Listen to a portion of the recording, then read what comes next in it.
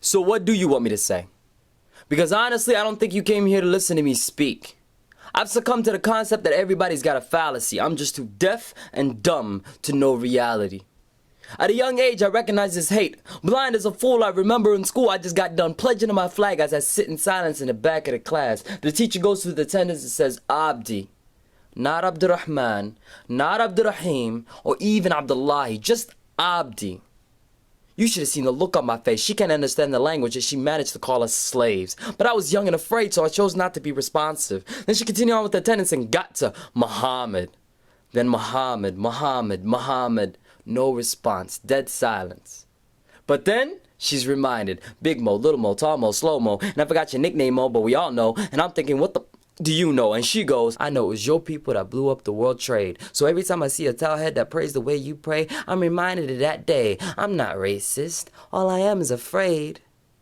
Afraid. I see. I understand atrocities caused by people like me.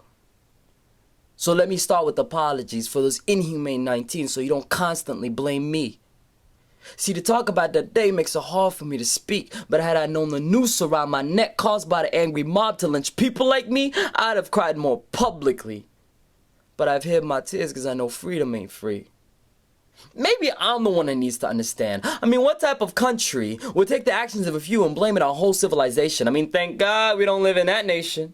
I mean, what type of nation would discriminate its people on its beliefs and justify them as an abomination? Nah, I live in the land of the free, where I can walk in brightly lighted streets as those around me hold on to what's dear, for I resemble fear, then taught to succeed with foundations that keep tumbling down.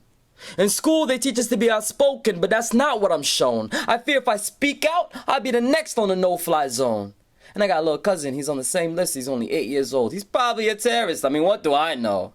But this is only half of the problem. See, I feel for the brothers named Muhammad, because only God can give him a job. History's turned the page, because the last time I checked, it was the black people that were slaves. Locked up in chains, taught how to hate. Hold on.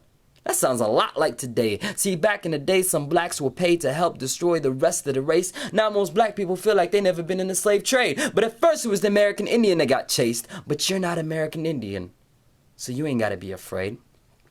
Then it was the black people that got raped.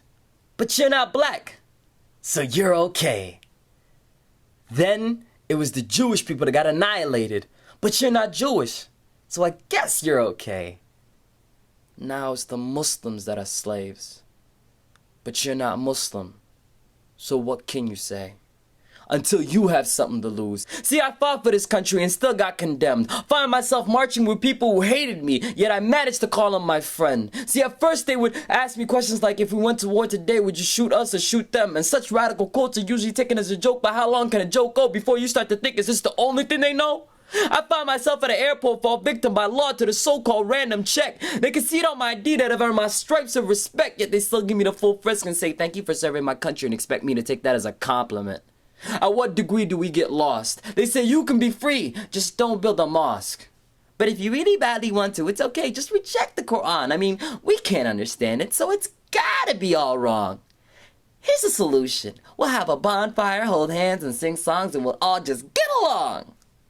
Listen, there is terrorism, and there are terrorists living. But the last time I checked, terrorism and terrorists are not a religion. So for the last time, what do you want me to say? Because you refuse to see eye to eye with me.